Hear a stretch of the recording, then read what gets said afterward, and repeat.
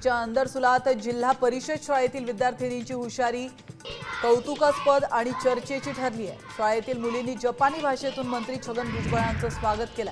शिवाय 27 अंकी आकड्यांचं वाचनही केलंय। विद्यार्थ्यांची ही हुशारी पाहून ते अवाक झालेत आणि थेट राज्याच्या अर्थसचिवासोबत विद्यार्थ्यांची बरोबरी केली। The end of life. Electronic products refer to discarded refurbished like computer. येवल्याच्या पाटोदा रोड परिसरामध्ये 3 ते 4 ठिकाणी कॅफेच्या नावाखाली अश्लीलतेचा प्रकार सुरू होता। पोलीस वारंवार कारवाई करून सुद्धा कॅफे चालक हा मुला-मुलींना रूम उपलब्ध करून देत होता। दरम्यान पोलीस निरीक्षकांनी 3 ठिकाणी छापा टाकून कॅफे उद्ध्वस्त केलाय। या कारवाईमध्ये 2 कॅफे चालकांना ताब्यात घेण्यात आले आणि 1 चालक फरार आहे। नाशिकच्या गंगापूर धरणातून गोदावरी नदी पात्रामध्ये पाण्याचा विसर्ग कमी केला।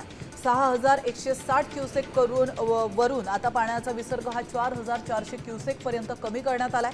त्यामुळे गोदावरीच्या पाणी पातळीमध्ये घट झाली आहे। दुतोंड्या मारुतीच्या कमरेपर्यंत असणारं हे गोदावरी पुराचं पाणी गुडघ्यापर्यंत आलंय। मात्र रामकुंड गोदा घाटामध्ये पूर परिस्थिती कायम आहे। नाशिकच्या येवल्यामध्ये एका महिला दुचाकीवरून मुलीला सोबत घेऊन जाताना खड्ड्यात पडली आणि त्यामुळे ती जखमी झाली आहे। दरम्यान शहरामध्ये भूमिगत गटार योजनेचं काम सुरू आहे, त्यामुळे दुचाकी स्वारांना मोठी कसरत करावी लागते।